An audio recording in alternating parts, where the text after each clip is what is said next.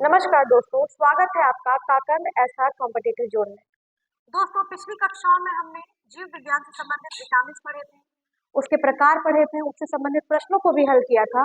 आज की कक्षा में वैसे ही एक महत्वपूर्ण पोर्शन, एक महत्वपूर्ण विषय जो आपके जो प्रतियोगी परीक्षाएं आ रही हैं आपके समक्ष, चाहे वो यूपीपीसीएस की हो, आरओ की हो, या फिर आपका यूपीपी का हो, एसआई का हो, उसमें एक प्रश्न निश्चित है इस विषय से आना। तो आज का जो विषय है हमारा वो है बायोलॉजी, यानी कि जीव विज्ञान की प्रमुख शाखाएं, उनसे संबंधित प्रश्न। तो देखते हैं कि किस प्रकार के प्रश्न इससे आते हैं। दो तरह के प्रश्न आपके आते हैं। पहला प्रश्न होता है कि आपको बायोलॉजी यानी जीव विज्ञान की एक शाखा का नाम दिया रहेगा और उसका क्षेत्र का पूछ लेगा कि ये किस क्षेत्र से संबंधित है। जस्ट इसके अपोजिट आपका दूसरा जो प्रकार का प्रश्न होता है, उसमें आपका क्षेत्र आपके क्वेश्चन में देता है और आपसे उस शाखा का नाम पूछ लेता है। तो इसमें बहुत सारी महत्वपूर्ण ऐसी शाखाएं हैं जिनके बारे में हमें जानकारी होना आवश्यक है। इनमें से दो चार ऐसी शाखाएं हैं जो विगत वर्षों की परीक्षाओं में पूछे भी गए हैं, तो उसको हम साथ में देखते हुए चलेंगे। तो चलिए शुरू करते हैं आज की अपनी क्लास। तो देखिए, बायोलॉजी की प्रमुख शाखाएं, तो जीव विज्ञान या बायोलॉजी क्या है पहले ही जान लेते हैं। जीव विज्ञान कुछ नहीं है, जहाँ पे जीवों की विभिन्न क्रियाओं का अध्ययन किया जाता है, वो जीव विज्ञान। ठीक है, तो जीव विज्ञान की दो प्रमुख शाखाएं भी हैं। एक है वनस्पति विज्ञान और दूसरा है हमारा जंतु विज्ञान, यानी कि जिसको कि हम प्राणी विज्ञान भी कहते हैं। तो पहले आज की हमारी क्लास जो है वो इसी विषय पर है कि जंतु विज्ञान या प्राणी विज्ञान की कौन कौन सी शाखाएं हैं। तो पहली शाखा की अगर बात की जाए, देखिएगा, एनाटॉमी। एनाटॉमी में क्या दिया है, जहां शरीर एवं विविध अंगों की विच्छेदन द्वारा प्रदर्शित सकल रचना, यानी कि हमारे शरीर की, जैसे हम अपने जनरल लैंग्वेज में कहते हैं कि ऑपरेशन करके शरीर के पुर्जों को देखना, शरीर के पार्ट्स को देखना, उनका अध्ययन करना, वो हमारा एनाटॉमी के अंतर्गत आता है। सिंपल लैंग्वेज में बात करेंगे। दूसरा हमारा है एंथ्रोपोलॉजी, तो मानव जाति के सांस्कृतिक विकास का अध्ययन करना। मानव जाति के सांस्कृतिक विकास का अध्ययन करना यानी कि किसी एक जनजातीय क्षेत्र में या व्यक्तियों के समूह में जाना और वहां के लोगों का खान पान क्या है, रहन सहन क्या है, इन सभी चीजों का अध्ययन करना उनकी सांस्कृतिक अध्ययन के अंतर्गत आता है, जिसको कि हम एंथ्रोपोलॉजी कहते हैं। तीसरा है हमारा एंजियोलॉजी, यानी कि परिसंचरण तंत्र का अध्ययन करना। परिसंचरण तंत्र से क्या तात्पर्य है, जो हमारे शरीर में रक्त का परिसंचरण चलता रहता है उसे हम परिसंचरण, वो हमारा परिसंचरण तंत्र के माध्यम से होता है। दो प्रकार का होता है परिसंचरण, एक होता है बंद परिसंचरण और एक होता है खुला परिसंचरण। अगर साधारण शब्दों में कहा जाए तो खुला परिसंचरण तंत्र वो है जिसमें कोई नलिका नहीं होती है, यानी कि नलिका विहीन होता है, और बंद परिसंचरण तंत्र वो है जिसमें कि नलिका के माध्यम से परिसंचरण होता है, जैसे कि मानव का शरीर और कुछ जानवर जो है उनमें बंद परिसंचरण होता है। वहीं अगर कॉकरोच या झींगा की बात की जाए तो उनमें खुला परिसंचरण तंत्र कार्य करता है। तो जब भी हम परिसंचरण तंत्र का अध्ययन करते हैं तो वो हमारा एंजियोलॉजी के अंतर्गत आता है। अगला है हमारा एरोबायोलॉजी, उड़ने वाले जंतुओं का अध्ययन करना। उड़ने वाले जंतु यानी कि जो भी आपके वायुमंडल में, वातावरण में बैक्टीरिया है, कीट पतंगे, बहुत छोटे माइनर थे, उनका अध्ययन करना। तो आप इसको याद कर सकते हैं, एयर, हवा या आकाश, उड़ने वाले, एरोबायोलॉजी के अंतर्गत। अगला है आपका एर्केनोलॉजी, यानी कि मकड़ियों का अध्ययन। ये दोस्तों इंपॉर्टेंट है क्योंकि ये विगत वर्ष की परीक्षाओं में पूछा हुआ है, तो ध्यान दीजिएगा, एर्केनोलॉजी मकड़ियों के अध्ययन से संबंधित है। अगला है आपका बायोमेट्रिक्स। बायोमेट्रिक्स नया टर्म है, इसमें अगर संधि विक्षेप करके देखेंगे तो एक शब्द है बायो और दूसरा है मैट्रिक्स, यानी कि स्टैटिक्स या गणना। तो जीव विज्ञान के प्रयोगों के विभिन्न परिणामों का सांख्यिकीय विश्लेषण करना और उनका अध्ययन करना हमारा बायोमेट्रिक्स के अंतर्गत आता है। अगला है हमारा साइकोबायोलॉजी। यहाँ भी आपके दो शब्द हैं, एक है साइको और दूसरा है बायोलॉजी। साइको यानी कि मनोविज्ञान और बायोलॉजी यानी कि हम जंतुओं में, हम जीवों में होने वाली जो भी मनोवृत्तियां हैं, जो मनोवैज्ञानिक प्रक्रियाएं हैं, उनका अध्ययन साइकोबायोलॉजी के अंतर्गत किया जाता है। अगला है हमारा जूजियोग्राफी। देखिएगा, जूजियोग्राफी यानी कि पृथ्वी पर जंतुओं के वितरण का जो अध्ययन है वो किसके अंतर्गत आता है, जूजियोग्राफी के अंतर्गत। इसके बाद है हमारा पैलेंटियोलॉजी। पैलेंटियोलॉजी क्या है, जीवाश्मों का अध्ययन। जब जीवाश्मों का अध्ययन किया जाता है तो वो हमारा पैलेंटियोलॉजी के अंतर्गत आता है और ये भी परीक्षा में पूछा हुआ है, इसलिए ये इंपॉर्टेंट है। अगला है आपका फाइलोजेनी। तो जाति के उद विकास, ठीक है, जाति के उद विकास का इतिहास, किसी भी जाति का विकास कैसे हुआ, कैसे उनका निर्माण हुआ, इन सभी चीजों का अध्ययन हम किसमें करते हैं, फाइलोजेनी में। इसके बाद हमारा आता है ऑन्टोजेनी, यानी कि जीवन वृत्ति का अध्ययन, ऑन्टोजेनी के अंतर्गत है। ट्रॉफोलॉजी, पोषण विज्ञान, पोषण विज्ञान के अंतर्गत हम जानते हैं कि मुख्यतः हमारे जो है पोषक तत्व कार्बोहाइड्रेट, प्रोटीन, विटामिन, खनिज लवण, ये क्या है हमारे, ये सारे हमारे पोषक तत्व हैं। तो जब भी अगर हम अपने भारतीय परंपरा या भारतीय खाने की बात करें तो हमारे दैनिक भोजन में दाल, चावल, रोटी और सब्जी, यानी कि कार्बोहाइड्रेट, प्रोटीन, विटामिन, वसा और खनिज और इन सभी का कंबाइंड फूड तैयार होता है, इनका एक मिश्रित फूड तैयार होता है जिसका हम सेवन करते हैं। तो बेसिकली ट्रॉफोलॉजी आपके पोषण विज्ञान से संबंधित है और इसके अंतर्गत आपका कंबाइंड फूड की प्रोसेसिंग, कंबाइंड फूड निर्माण करने की विधि, उन सभी चीजों का अध्ययन किया जाता है। अगला है हमारा प्रोटोजोआलॉजी। ध्यान दीजिएगा, कई सारे नाम ऐसे होंगे जो उनके अध्ययन से ऑटोमेटिक संबंधित होंगे और आप उसको आसानी से पहचान पाएंगे। प्रोटोजोआ, प्रोटोजोआ का अध्ययन किसमें कहला रहा है, प्रोटोजोआलॉजी में। अगला है रेडियोलॉजी। रेडियोलॉजी आपको पता है कि जीवों पर विकिरण प्रभाव का अध्ययन करना, यानी कि आप एक्सरे कराने जाते हैं, अल्ट्रासाउंड होता है, सीटी स्कैन होता है, तो उस समय में रेडियो विकिरण के द्वारा आपकी जो भी रिपोर्ट होती है, जो भी आपके शरीर के अंदर की प्रक्रिया होती है, वो सारी आपको रेडियो विकिरण के द्वारा आपको एक एक्सरे शीट पे दिखाई देती है। तो वो उसके लिए रेडियोलॉजी का प्रयोग किया जाता है और जो व्यक्ति ये प्रक्रिया करता है उसको रेडियोलॉजिस्ट कहते हैं। अगला है आपका सार्कोलॉजी। सार्कोलॉजी पेशियों का अध्ययन होता है और ध्यान दीजिएगा कि एक मायोलॉजी टर्म होता है, मायोलॉजी भी आपका किससे संबंधित है, पेशियों के अध्ययन से, ये भी आपका इंपॉर्टेंट है। अगला है हमारा सिंडेस्मोलॉजी। क्या दिया है, सिंडेस्मोलॉजी, यानी कि कंकाल संधियों एवं स्नायुओं का अध्ययन। कंकाल संधियां यानी कि जहां जोड़ है, ज्वाइंट्स है, उनका अध्ययन हम किसमें करते हैं, सिंडोस्मोलॉजी में। और वहीं अस्थियों का जो अध्ययन होता है वो हमारा ऑस्टियोलॉजी के अंतर्गत होता है। अगला फिर है हमारा सीरोलॉजी, तो रुधिर सीरम का अध्ययन। जब ब्लड टेस्ट होता है, रुधिर निकाला जाता है, सीरम निकाला जाता है, तो वो जो टेस्ट होता है वो हमारा सीरोलॉजी के अंतर्गत होता है। सीरो से याद रखिएगा, सीरो यानी कि सीरम। फिर है हमारा टेक्टोलॉजी, यानी कि शरीर के रचनात्मक संगठन का अध्ययन करना, यानी कि शरीर की जो रचना है उसके कौन कौन से संगठित तथ्य हैं, तत्व हैं, उनका अध्ययन करना हमारा टेक्टोलॉजी के अंतर्गत आएगा। अगला है टेक्सोनॉमी। टेक्सोनॉमी बहुत कॉमन है, कई बार परीक्षाओं में पूछा हुआ है। जीव जातियों के नामकरण एवं वर्गीकरण का जो अध्ययन होता है वो हमारा टेक्सोनॉमी होता है। टेक्सोनॉमी को हिंदी में ही वर्गीकी भी कहते हैं, ठीक है, वर्गीकी का सिद्धांत भी है, तो इसलिए टेक्सोनॉमी जो है नामकरण और वर्गीकरण से संबंधित है, जो जो क्राइटेरिया अलग अलग बढ़ते हैं उनके आधार पर। अगला है हमारा टेटोलॉजी, तो उपार्जित लक्षणों का अध्ययन। उपार्जित लक्षण क्या है, ध्यान दीजिएगा कि उपार्जित लक्षण का सिद्धांत जो था वो लैमार्क ने दिया था। और उपार्जित लक्षण क्या होते हैं, जब हम अपने शरीर के किसी एक अंग को बार बार प्रयोग करते हैं तो उनमें विकास ज्यादा होता है। जैसे अगर हम अपनी ब्रेन का यूज ज्यादा करेंगे तो उनका विकास ज्यादा अच्छे से हो पाएगा। अगला है हमारा टॉक्सिकोलॉजी, यानी कि जंतुओं के लिए विषैले पदार्थों और शरीर पर इनके पड़ने वाले प्रभावों का अध्ययन करना। टॉक्सिन आपको पता है, टॉक्सिन को हिंदी में जहर कहते हैं, तो इसलिए आसानी से आप इसको याद कर सकते हैं कि टॉक्सिकोलॉजी जंतुओं के विषैले पदार्थों से संबंधित है। अगला है आपका एंजाइमोलॉजी, उत्प्रेरकों का अध्ययन। उत्प्रेरकों को अंग्रेजी में, इंग्लिश में एंजाइम्स कहते हैं, तो इसलिए एंजाइमोलॉजी उत्प्रेरकों के अध्ययन से संबंधित है। अगला है हमारा एंटमोलॉजी। एंटमो कीट पतंगों के अध्ययन से संबंधित है, किससे, कीट पतंगों के। कीट पतंग में आपकी छोटे छोटे जो भी कीट पतंग उड़ते हैं आपके, ये सारे किसके अंतर्गत आएंगे, एंटोमोलॉजी के। इसको आप आराम से याद कर सकते हैं आसानी से, एंटो, ठीक है, एंट मतलब चींटी, चींटी कीट पतंग के अंतर्गत है, तो एंटोमोलॉजी कीट पतंगों का अध्ययन।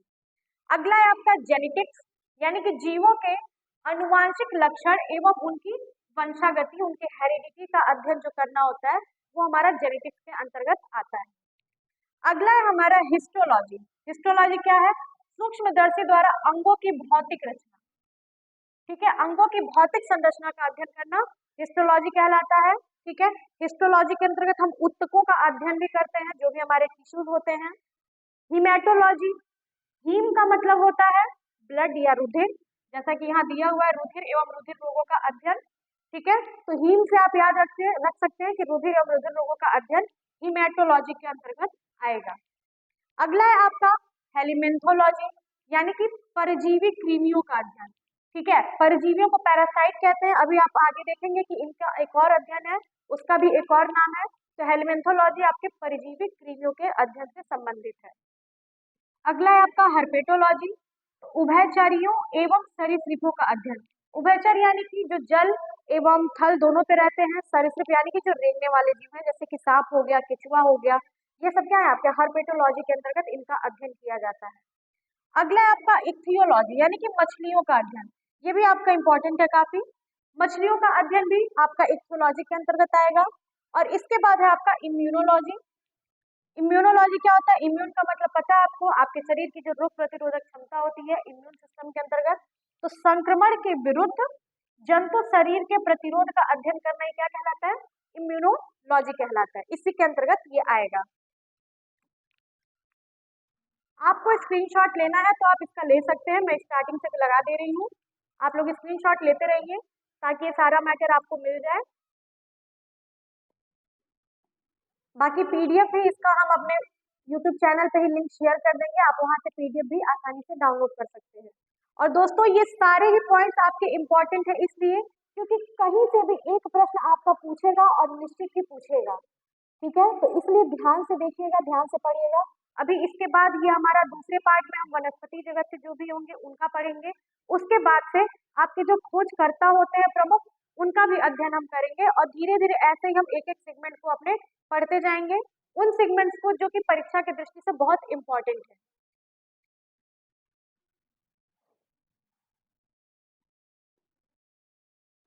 ये सब हम लोग पढ़ चुके हैं। इसके बाद है हमारा कैरियोलॉजी। ठीक है। कैरियोलॉजी क्या है? केंद्रक का अध्ययन। जब हम केंद्रक का अध्ययन करते हैं, किसका? केंद्रक का। केंद्रक किसका भाग है? हमारे कोशिका का भाग है केंद्रक। अच्छा, केंद्रक की खोज किसने की थी? तो केंद्रक की खोज रॉबर्ट ब्राउन ने की थी। कब की थी? सन 1955 ईस्वी में की थी। ठीक है। तो ये हमारा कैरियोलॉजी कहलाता है। केंद्रक से संबंधित केंद्रक का जो द्रव्य होता है उसको क्या कहते हैं? न्यूक्लियोप्लाज्म कहते हैं। तो चीजों को जोड़ जोड़ करके पढ़ने की हैबिट बनाएंगे आप तो वो ज्यादा बेनिफिशियल होगी। आगे हमारा मॉर्फोलॉजी। मॉर्फोलॉजी यानी कि जंतुओं की आकृति एवं रचना का अध्ययन करना, यानी कि पर्टिकुलर किसी जंतु की, किसी व्यक्ति की जो शारीरिक रचना है, जब हम उसका अध्ययन करते हैं तो वो हमारा मॉर्फोलॉजी के अंतर्गत आता है। मायोलॉजी, मैंने अभी बताया कि पेशियों का जब हम अध्ययन करते हैं तो वो सार्कोलॉजी भी कहलाता है प्लस मायोलॉजी भी कहलाता है।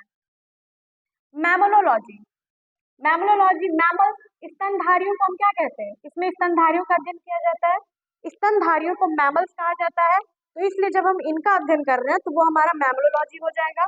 स्तनधारी के अंतर्गत जो भी हमारे जीव हैं, सॉरी जंतु हैं, जो भी हमारे जानवर हैं, मनुष्य हैं, ये सारे हमारे स्तनधारी के अंतर्गत हैं। अगला है मेलकोलॉजी, यानी कि मोलस्का एवं इनके खोलों का अध्ययन।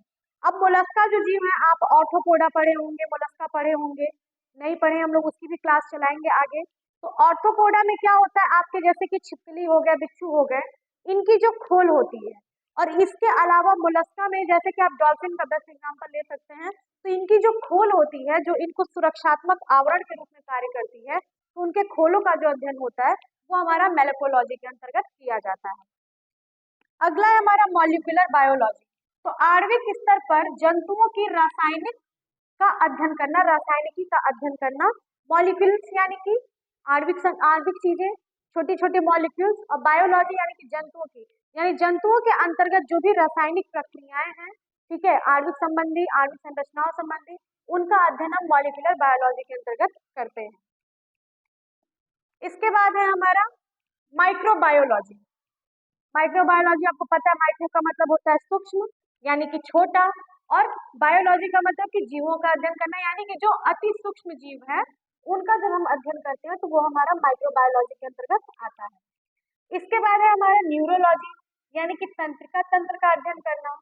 ये भी हमारा परीक्षाओं की दृष्टि से ये दोनों ही महत्वपूर्ण है। फिर ऑस्टियोलॉजी, मैंने पहले बताया आपको कि कंकाल तंत्र का जो अध्ययन होता है वो हमारा ऑस्टियोलॉजी कहलाता है। क्यों? क्योंकि ऑस्टियो का मतलब होता है कंकाल। ओडोंटोलॉजी, यानी कि दंत विज्ञान संबंधी जो अध्ययन किया जाता है वो ओडोंटोलॉजी के अंतर्गत आता है। ओडोंटो में आप डोंटो से याद कर सकते हैं, डोंटो यानी डेंटल, तो डेंटल यानी कि दांत। ऑर्गेनोलॉजी, यहाँ पे आप ऑर्गन से देख सकते हैं, ऑर्गन का मतलब होता है अंग, यानी अंग विज्ञान संबंधी जो अध्ययन होगा वो कहाँ होगा, वो ऑर्गेनोलॉजी के अंतर्गत कराया जाएगा। फिर है आपका ऑर्निथोलॉजी, ये भी इंपॉर्टेंट है, आपका परीक्षा में पूछा गया प्रश्न है। तो ये पक्षियों के अध्ययन से संबंधित है। ऑर्निथोलॉजी आपके पक्षियों के अध्ययन से संबंधित अध्ययन होता है। फिर है आपका ऑफियोलॉजी, यानी कि सांपों का अध्ययन। जब हम सांपों के बारे में अध्ययन करते हैं तो वो हमारा ऑफियोलॉजी के अंतर्गत आता है। फिर आता है आपका फिजियोलॉजी, यानी कि शरीर के विभिन्न भागों के कार्य एवं उनकी कार्य विधियों का जब अध्ययन किया जाता है तो वो हमारा फिजियोलॉजी के अंतर्गत आता है। फिर है इसके बाद हमारा पैरासीटोलॉजी, मैंने पहले ही बताया कि पैरासाइट यानी कि परजीवों का अध्ययन, तो पैरासीटोलॉजी जो है वो आपका परजीवी जीवों का अध्ययन। परजीवी क्या होते हैं? जो दूसरों पर निर्भर करते हैं, जैसे कि मच्छर हो गया, जोंक हो गया, खटमल हो गए, जू हो गई। ये क्या है? ये मनुष्यों के खून पे निर्भर करते हैं, उनसे अपना पोषण प्राप्त करते हैं, इसलिए ये परजीवी कहलाते हैं।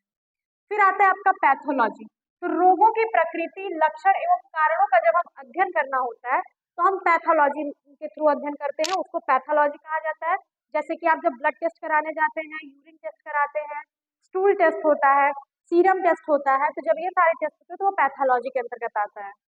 फिर आता है आपका बायोमिक्स, यानी कि जंतुओं के तंत्रिका तंत्र का जब अध्ययन किया जाता है तो वो भी हमारा बायोमिक्स के अंतर्गत आता है।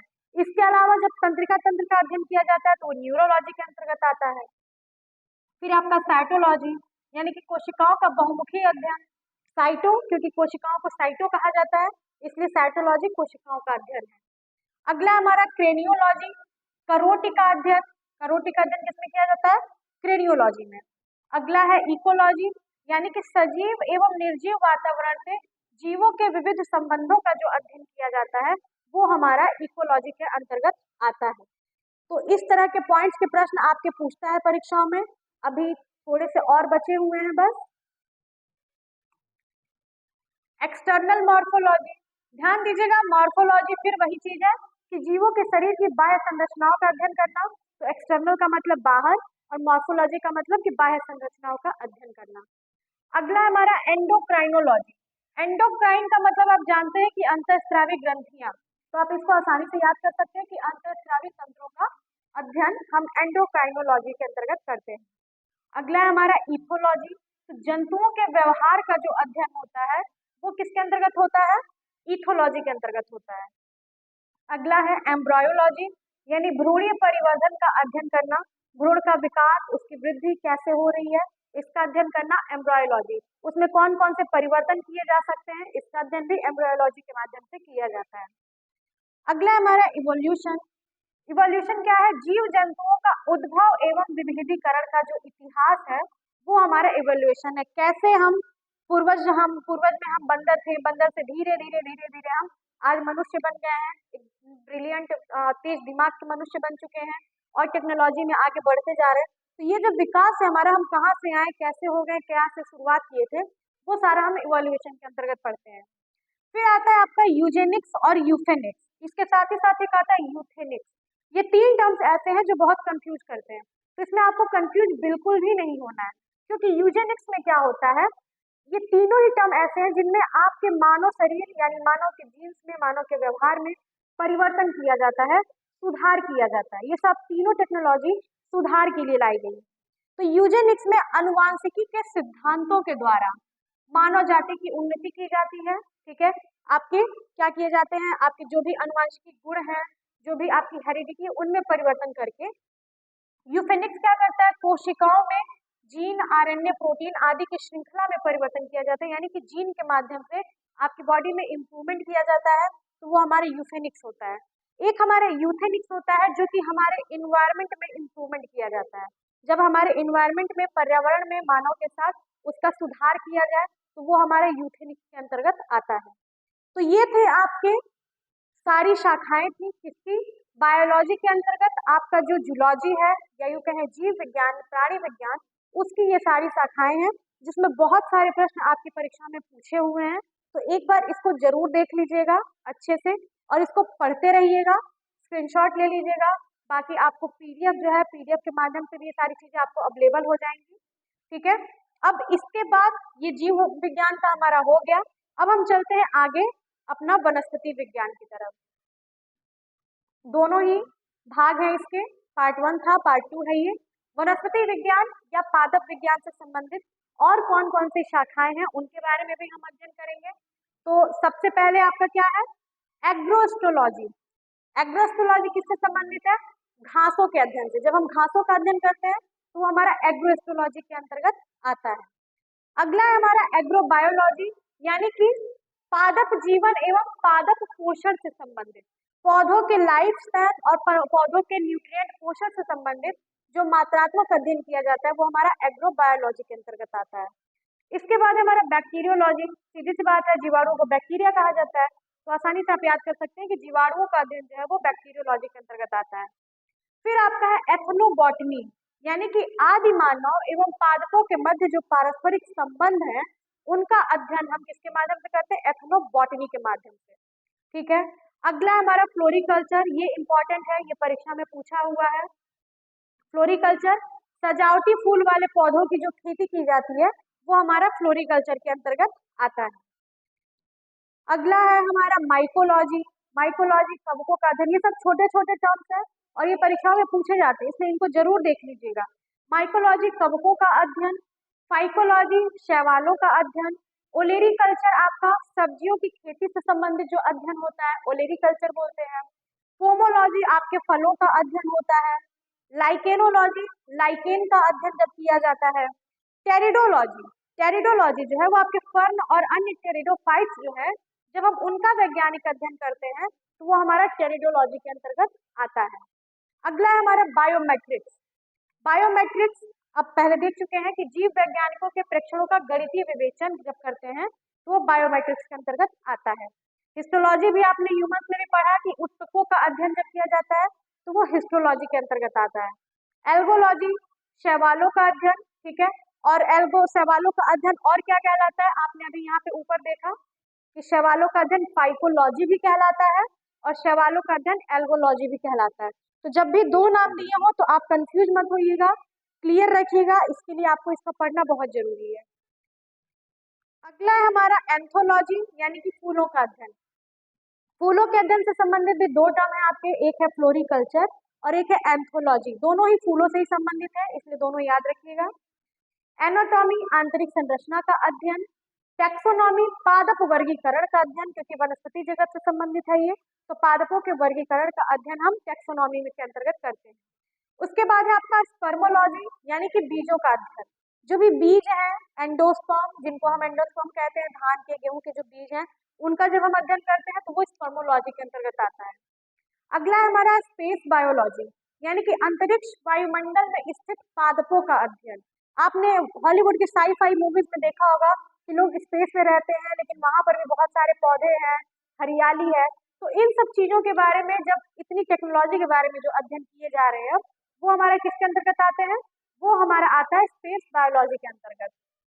फिर है आपका फाइटोजियोग्राफी, यानी कि पौधों के वितरण एवं उनके कारणों का अध्ययन, कि पौधों का वितरण किस प्रकार है, उनका कारण क्या है, ये सारा अध्ययन फाइटोजियोग्राफी के अंतर्गत है। फिर आता है आपका ब्रायोलॉजी, यानी कि ब्रायोफाइटा का जब हम अध्ययन करते हैं तो ये हमारा ब्रायोलॉजी के अंतर्गत आता है। अगला है कैसिडियोलॉजी, यानी कि पादप में रोगजन्य गांठों और पादप कैंसर का अध्ययन करना, यानी पौधों में जो कैंसर होता है, पादप कैंसर या गांठ बन जाना, तो वो हमारा कैसिडियोलॉजी के अंतर्गत संपन्न होता है। इसके बाद फिर हमारा आ गया साइटोलॉजी, यानी कि कोशिकाओं का अध्ययन। डेंड्रोलॉजी, यानी कि वृक्षों एवं झाड़ियों का अध्ययन। डेंड्रो यानी डेंड्राइट्स, याद रखिए, जो फैलती रहती हैं झाड़ियों की तरह से, उनको हम डेंड्रोलॉजी के अंदर अध्ययन करते हैं। फिर वृक्षों की आयु का अध्ययन, ये भी इंपॉर्टेंट है, ये पूछा हुआ प्रश्न परीक्षा में, उसको क्या कहते हैं, तो डेंड्रोकोनोलॉजी। जो पौधों पेड़ों को काटने के बाद से जो आपको धारियां नजर आती हैं, उनके माध्यम से हम वृक्षों की आयु का पता लगाते हैं कि कौन सा वृक्ष कितना पुराना है। तो इसका अध्ययन डेंड्रोक्रोनोलॉजी के अंतर्गत किया जाता है। इसके बाद हमारा आता है इकोलॉजी, तो पौधों का वातावरण से संबंध और उसका अध्ययन, ये हमारा इकोलॉजी के अंतर्गत है। अगला है हमारा इकोनॉमिक बॉटनी। इकोनॉमिक का मतलब अर्थ, बॉटनी का मतलब पादप, यानी कि वे पादप या वे फसल, वे पौधे जो आर्थिक रूप से महत्वकारी हो, आर्थिक रूप से महत्वपूर्ण हो, हमें अर्थ प्रदान करते हो, उनका अध्ययन इकोनॉमिक बॉटनी के अंतर्गत किया जाता है। आगे है आपका एम्ब्रियोलॉजी।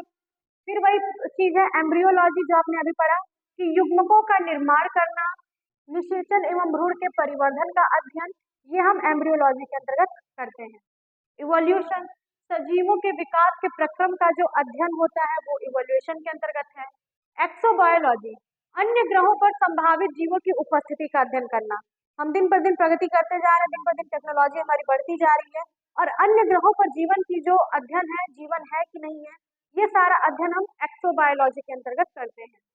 फिर फ्लोरिकल्चर, फिर आ गया हमारा सजावटी फूलों का संवर्धन। फॉरेस्ट्री हमारा वनों का अध्ययन, फॉरेस्ट्री से संबंधित है। जेनेटिक्स, कई बार जेनेटिक्स आ रहा है, अनुवांशिकता में विभिन्नताओं का अध्ययन।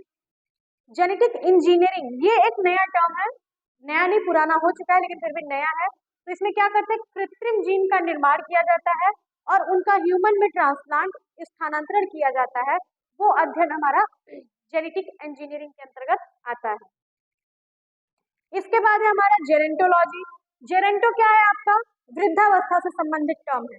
जेरेंटो आपका वृद्धावस्था से संबंधित टर्म है, यानी कि जब आयु बढ़ती जाती है तो वो जेरेंटोलॉजी से संबंधित है। तो आयु के साथ जीवों में होने वाले जो परिवर्तन होते हैं, उनका अध्ययन करना हमारा जेरेंटोलॉजी के अंतर्गत आता है। फिर है आपका हेरिडिटी। हेरिडिटी यानी कि पैतृक लक्षणों का संतति में पहुंचने का अध्ययन। आपके पिता के, आपके माता के कितने जीन्स, कितने गुण आपके अंदर पहुंचे हैं, आपके गुण आपके बच्चों में कितने गए हैं, तो ये सारी चीजें हमारी हेरिडिटी के अंतर्गत आती हैं। अगला है हमारा लिम्फोलॉजी, तो झीलों तथा और लवणीय जलीय पादपों का अध्ययन। जो झील के अंतर्गत पादप होते हैं, जीव होते हैं, उनका अध्ययन और लवणीय जलीय पादपों के अध्ययन के अंतर्गत लिम्नोलॉजी में किया जाता है। फिर अगला है आपका माइक्रोबायोलॉजी, जो कि आपने पढ़ा, सूक्ष्म जीवों का अध्ययन। मार्फोलॉजी, ये भी आपने पढ़ लिया कि पादपों का आकारीय संरचना का अध्ययन। माइकोप्लाज्मोलॉजी, ये भी इसके नाम से देखिएगा संबंधित है। माइकोप्लाज्मोलॉजी यानी कि माइकोप्लाज्मा का जो अध्ययन किया जा रहा है वो किसके अंतर्गत आ रहा है, माइकोप्लाज्मोलॉजी के अंतर्गत। फिर आपका है निमेटोलॉजी, ये भी नाम से संबंधित है। निमेटोड्स का पादपों के साथ संबंध, निमेटोड्स का पादपों के साथ किस प्रकार का संबंध है, इसका अध्ययन हम निमेटोलॉजी के अंतर्गत करते हैं। अगला है आपका पैलियोबॉटनी, यानी कि पादप जीवाश्म का अध्ययन। आपने ह्यूमन जीवाश्म का अध्ययन पढ़ा कि उसको पैलेंटियोलॉजी कहते हैं, और इसी प्रकार से पादप जीवाश्म का जो अध्ययन होता है वो हमारा पैलियोबॉटनी के अंतर्गत आता है।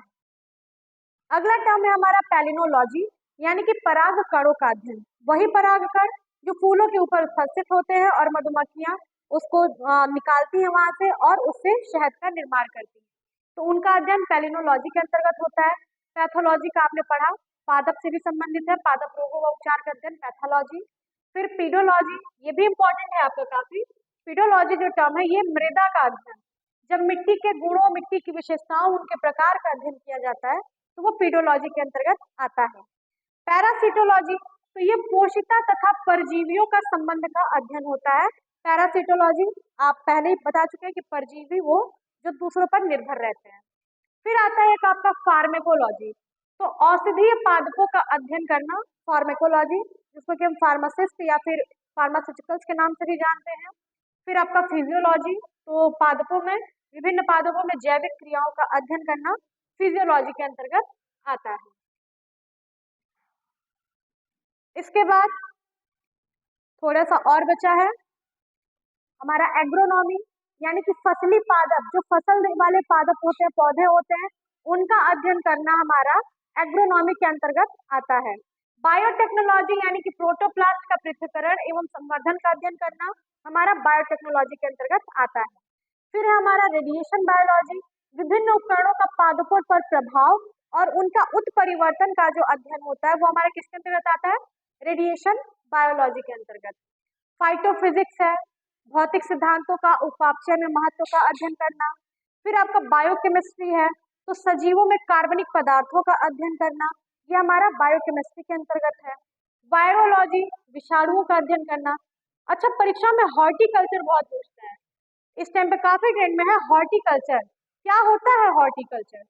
फल और सब्जियों तथा उद्यान पादपों का संवर्धन, यानी कि अपने घर में जो हमारा पार्क होता है, उद्यान होता है, उद्यान वाटिका, उसके अंतर्गत जो भी हम फल सब्जियां लगाते हैं वो हमारा हॉर्टिकल्चर के अंतर्गत आता है। इसके बाद है मॉलिक्यूलर बायोलॉजी, तो न्यूक्लिक अम्लों यानी कि डीएनए व आरएनए का जो अध्ययन होता है वो हमारा मॉलिक्यूलर बायोलॉजी के अंतर्गत आता है। सिल्वीकल्चर, ये यूपीपी की परीक्षा में भी पूछा हुआ प्रश्न है, बीसीएस की परीक्षा में भी पूछा हुआ प्रश्न है। सिल्वीकल्चर क्या होता है? तो वन्य वृक्षों तथा उनके उत्पादों का संवर्धन व अध्ययन जो किया जाता है वो हमारा सिल्वीकल्चर कहलाता है। इसके बाद है टिश्यू कल्चर। टिश्यू कल्चर क्या होता है? कृत्रिम माध्यम पर उत्तकों का संवर्धन करना, उनका अध्ययन करना, ये हमारा टिश्यू कल्चर है। हिस्टोकेमिस्ट्री, हिस्टोकेमिस्ट्री क्या है? कोशिकाओं एवं उत्तकों में विभिन्न रासायनिक पदार्थों की स्थिति का अध्ययन करना हमारा हिस्टोकेमिस्ट्री कहलाता है। और एक आपका होता है उत्तकों का अध्ययन करना, यानी कि हिस्टोलॉजी। तो ये आपके जंतु जगत के और वनस्पति जगत के प्रमुख शाखाएं थी जिनका अध्ययन आपके लिए आवश्यक था। अभी इसमें 2-4 और हैं, जैसे कि सेरिकल्चर, एपीकल्चर, इनको हम प्रश्नों के माध्यम से सॉल्व करेंगे अपने अगले सेगमेंट में। ठीक है, तब तक इतना आप लोग पढ़ते रहिए। एक चीज और इम्पोर्टेंट है, उससे भी प्रश्न पूछते हैं कि जीव विज्ञान की शाखाएं जो है उनके जनक कौन कौन है, यानी कि father of branches of biology. थोड़ा बड़ा कर देते हैं इसको। तो देखिए, father of branches of biology में सबसे पहला कौन दिया है? जंतु विज्ञान। इनके नाम आपको याद होने चाहिए, इनसे प्रश्न आता है। जंतु विज्ञान के अरस्तु हैं फादर। अनुवांशिकी के जीजी मेंडल यानी कि ग्रेगर जॉन मेंडल जी हैं।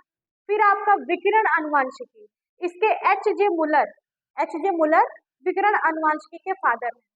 फिर आपका आता है आधुनिक अनुवांशिकी, तो बैटसन आपके आधुनिक अनुवांशिकी के हैं, और अनुवांशिकी के ग्रेगर जॉन मेंडल। तो इन दोनों लोगों के नामों में कंफ्यूज मत होइएगा। अगला है आपका आधुनिक शारीरिकी, यानी कि एंड्रियास विसेलियस ने क्या किया था?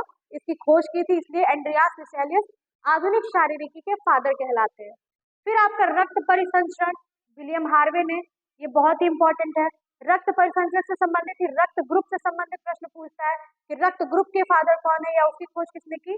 तो नाम नोट कर लीजिएगा, लैंड स्टीनर जो है, लैंड स्टीनर, लैंड स्टीनर ने ब्लड ग्रुप की खोज की थी। ठीक है, अगला है हमारा वर्गीकी। वर्गीकी के फादर कौन है? Carolus Linnaeus, Carolus Linnaeus. और चिकित्सा शास्त्र, ये भी परीक्षा में पूछता है, हिप्पोक्रेट्स। वर्गीकी वही है, टैक्सोनॉमी जिसको हम जानते हैं, तो कैरोलस लीनियस है। चिकित्सा शास्त्र के जनक या फादर कौन है? हिप्पोक्रेट्स। उत्परिवर्तनवाद यानी कि म्यूटेशन के जो सिद्धांत है, म्यूटेशन की जो थ्योरी है, वो ह्यूगो डी ब्रिज ने दी थी, ये भी इंपॉर्टेंट है आपका। माइक्रोस्कोपी, माइक्रोस्कोपी के मार्सेलो माल्पीजी ने किया है, उसके फादर हैं। फिर जीवाणु विज्ञान, ये भी काफी पूछता है, तो रॉबर्ट कोच।